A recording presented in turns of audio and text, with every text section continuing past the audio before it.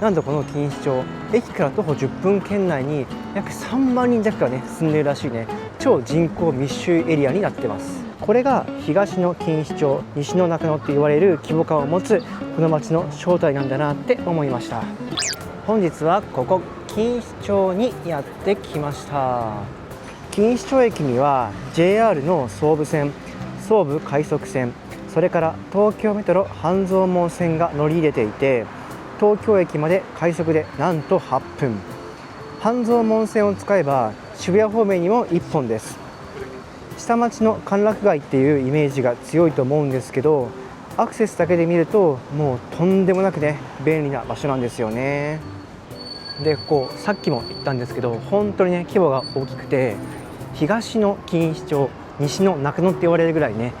歓楽街がね、歓楽街というか商店街とかね、いろんな遊び場所があるみたいですね。自分のいる今場所がね、この錦糸町の北口のエリアになるんですけど、北口と南口で全然雰囲気が違うらしいんです。なんで今回は北側のエリアと南側のエリア両方ともねご案内したいなって思います。というわけで今回も最後まで見ていただけると嬉しいです。では行きましょう。駅出てすぐのところにこのね金色の輪っかみたいなオブジェがあるんですけど、これね毎回見るたびに気になってたんですよね。なんだろうねこれね。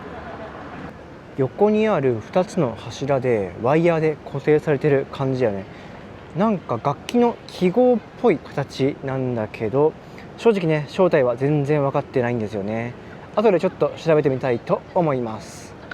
こちらアルガキッド錦糸町っていう商業施設なんですけど、もともとはそごうだったビルなんですよね。中に入ってみるとユニクロとか無印良品、スーパーのライフまで入っていて、生活に必要なものはほぼここで揃っちゃう感じですね。今日は休日なんで結構人も多くて賑わってますね。錦糸町って歓楽街ってイメージが強いと思うんですけど、こうやってね北側の方をね覗いてみると普通に綺麗で便利な街なんですよね。でこの商業施設を出てまっすぐ行くと錦糸公園っていうね大きい公園もあって、梢にもね人気なスポットになってます。このエクセルシオールの雰囲気とかめちゃくちゃ海外感があっておしゃれじゃない？錦糸町めっちゃおしゃれじゃん。こ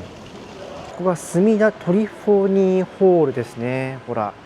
そしてこのトリフォニーホール、音楽ホールなんですね。でここの大ホールがなんと1800席もあるらしくてすごいですよね。今日もこれ公演がやってるみたいですね。でしかもここね1997年から新日本フィルハーモニー交響楽団っていう本格的なオーケストラの本拠地にもなってるみたいです。正直ねめちゃくちゃ場違いな感じがするんですよね、僕がねここにいるのが。はい、そして外観も綺麗だね。これガラス張りだ。うわーすごい、なんかまるで六本木みたい。めちゃくちゃ綺麗だね。さっき見た商業施設のエリアからほんの数分歩いただけなのにもう景色が全然違うんですよね。歓楽街で有名な錦糸町にこんなクラシックな殿堂みたいな施設があるとは思わなかったですね。そういえばさっき駅前で見た金色のオブジェ覚えてます？あれちょっと調べてみたら名前がエコーっていう作品らしくて、1997年にアメリカの彫刻家ローレ・マドソンさんが作ったものなんですって。でなんでそんなオブジェがあるのかっていうと、墨田区が1987年に音楽都市墨田っていう街づくりを掲げていて、その象徴として置かれたものらしいんですよね。つまりこのオブジェとさっき言ったトリフォニーホール、実は同じ音楽都市っていうコンセプトでつながってたんですね。これ知らずに毎回素通りしてる人結構多いと思うんですけど、めちゃくちゃエモいですねこれ。いやでもこれ調べてみて初めて知ったんですけど、皆さんの街にもなんとなく見たことあるけども正体を知らないモニュメントとかオブジェってあったりしますか？もしあったらコメントでぜひ教えてほしいです。多分調べてみると面白い由来があると思いますよ。なんてことないね植え込みなんだけど、かわいい鳥がいる。こういうところでなんか街の余裕というかね、いい雰囲気を感じるよね。さてここからちょっと南側に移動してみようと思います。今線路下の高架の通路を通っているんですけど、やっぱ雰囲気が変わってきますね。はい、錦糸町駅の南側に来ました。さっきまでオーケストラホールとか綺麗な商業施設を見てたのに、こっち側急に昭和な感じの看板とかネオンが増えてきましたね。同じ駅なのに歩いて数分でこんなに雰囲気が変わるのちょっとねびっくりしてます。この正面に見えるのが競馬のウィンズ錦糸町っていうね場所があったり、そしてここピア錦糸町駅ビル通りというね飲み屋街があったりします。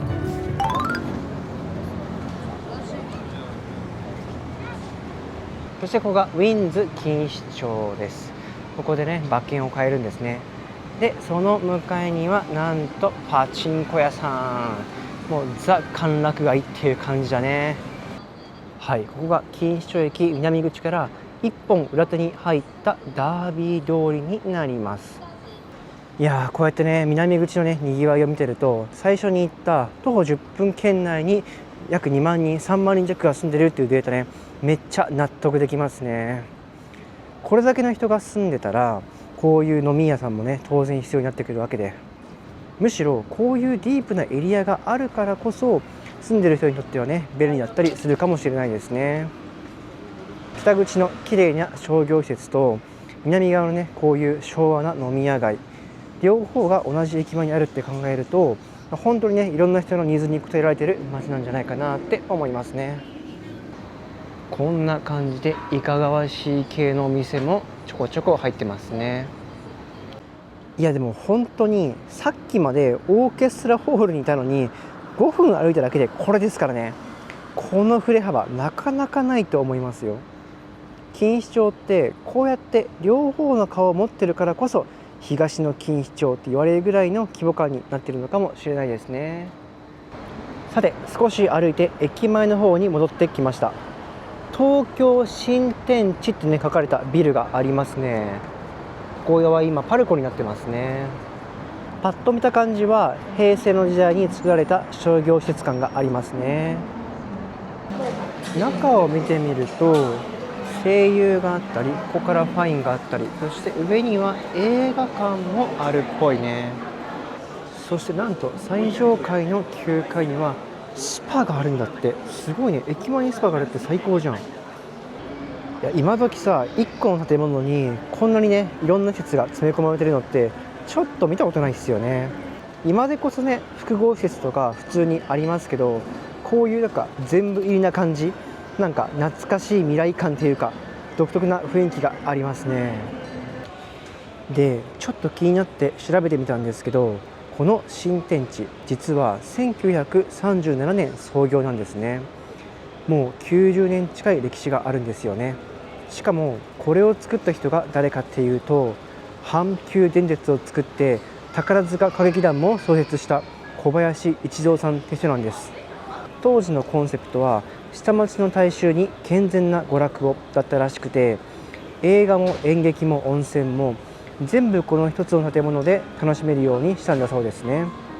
でも1945年の東京大空襲でここ一帯映画館以外の建物がほぼ全部燃えちゃったらしいんですよ。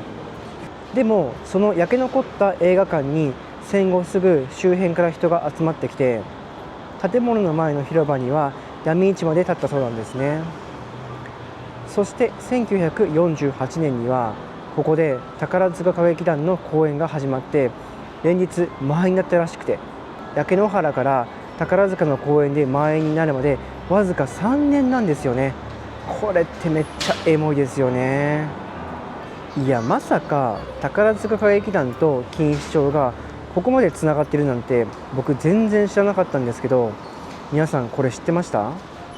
戦後の焼け野原からわずか3年で宝塚の公演やってたって、なんかすごい話ですよね。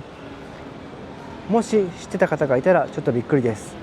ということで錦糸町南口の居酒屋通りのね商店街に戻ってきました。今日錦糸町を歩いてみて思ったのは、北口は再開発でかなりね綺麗になっていて、南口は昭和の歓楽街がそのまんま残っているっていうね、本当に対照的な街だったんですけど、そこだけじゃなくて北口には音楽都市隅田っていうね、誰も気づいていないようなコンセプトまで隠れていたんですね。こういった綺麗な部分とディープな部分、それから歴史的な背景まで全部が一つの駅に共存している。これが東の錦糸町、西の中野って言われる規模感を持つこの街の正体なんだなって思いました。そして駅西側の高架下の通りですね。さっき通った東側の高架下の通りよりもちょっとね暗くて狭いですね。そして高架を抜けてこの右側をね壁沿いに進んでいくと、はいここアルカキッド錦糸町に戻ってきます。ってことでアルカキッド錦糸町に戻ってきました。今後こんな街を紹介してほしいみたいなリクエストがありましたら、ぜひねコメントいただけると嬉しいです。それではまた次回の動画でお会いしましょう。バイバーイ。